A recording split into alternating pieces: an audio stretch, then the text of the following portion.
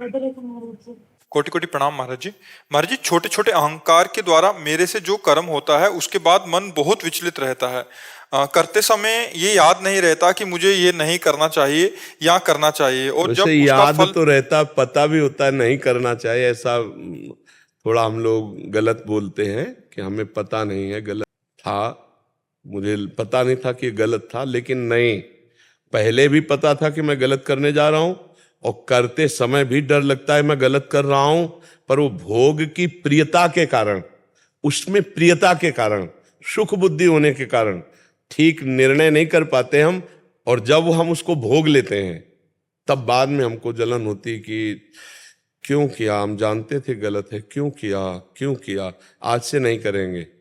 लेकिन फिर 2-4 घंटे के बाद जब किसी भोग का संयोग होगा तब फिर वही दशा होगी कि नहीं करना चाहिए, मैं क्यों कर रहा हूं, और फिर भी कर बैठेगा।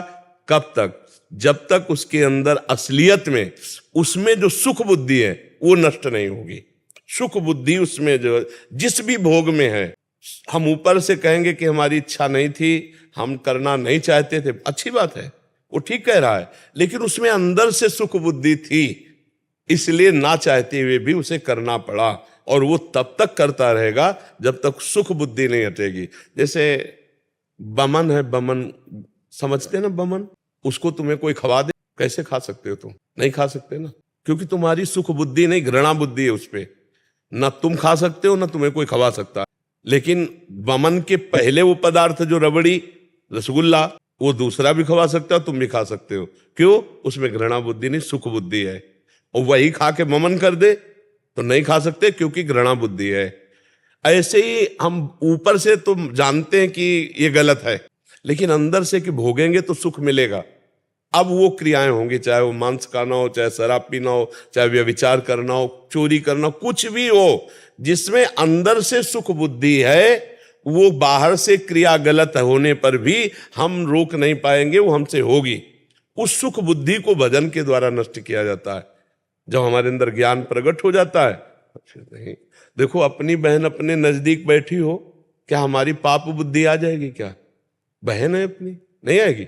ऐसा तो कभी, वही राक्षस है जो राक्षस, उनकी बात मैं नहीं कहता, मनुष्य की बात कहता हूं, कोई मनुष्य ऐसा नहीं। लेकिन पराई बहन बेटी देखने पर क्यों हो जाता है? वो भी तो हमारी तरह किसी की बहन बेटी है, जैसे हमारी बहन बेटियां हैं, वो क्यों हो जाता है? क्योंकि उनमें हमारी भोग बुद्धि, सुख बुद्धि और अपनापन नहीं होता।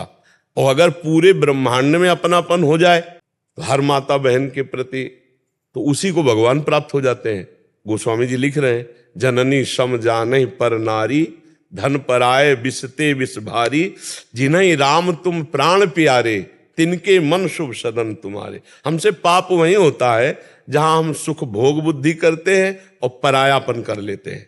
अपनेपन में पाप नहीं हो। अपनी बेटी 4 हो और हम उनके बीच में बैठे हो, हंस रहे हो, खेल रहे हो, पाप बुद्धि आ जाएगी क्या? नहीं। तो फिर हम 4 बहनों को बाहर देख करके दोष दृष्टि क्यों कर लेते हैं?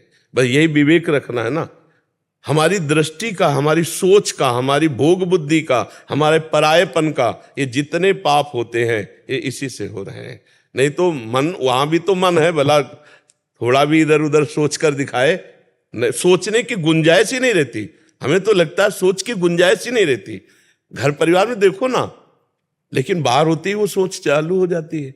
वही सोच अगर हम बढ़ा दें, एक गांव में, एक नगर में, विश्व में ले जाएं, तो वही संत हो गया, वही साधु हो गया, वही हृदय से महान हो गया। तो हमारी जहां सुख बुद्धि होती है इसलिए हमसे हो जाता है। अगर सुख बुद्धि भजन के द्वारा नष्ट हो जाए तो फिर हमसे पाप नहीं होंगे।